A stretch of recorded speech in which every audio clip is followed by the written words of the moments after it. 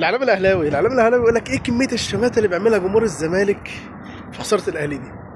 طيب يعني هو الشماته ما بتظهرش عندكم والكلام ده ما بيظهرش غير لما الاهلي بيخسر، ولكن لما جمهور الاهلي يعملها في الزمالك، يعني ماتش ستيلن بوتش اللي خسروا الزمالك، جمهور الاهلي ما شمتش في الزمالك، ما شمتش خالص، فما عدتش من قدامكم. دي اول نقطه.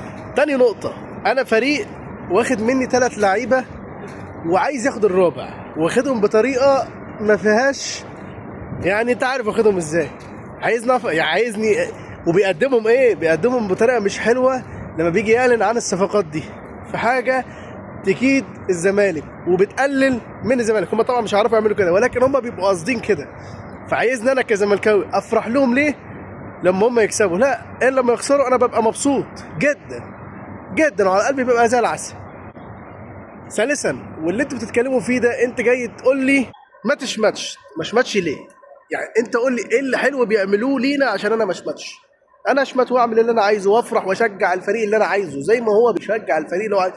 ودليل على كلامي، ماتش بيراميدز الاخير مع سان داونز، هو ما كانش بيشجع سان داونز، ما كانش قصدي بيشجع بيراميدز، كان بيشجع سان داونز، وكانوا عايزين سان داونز تاخد البطوله.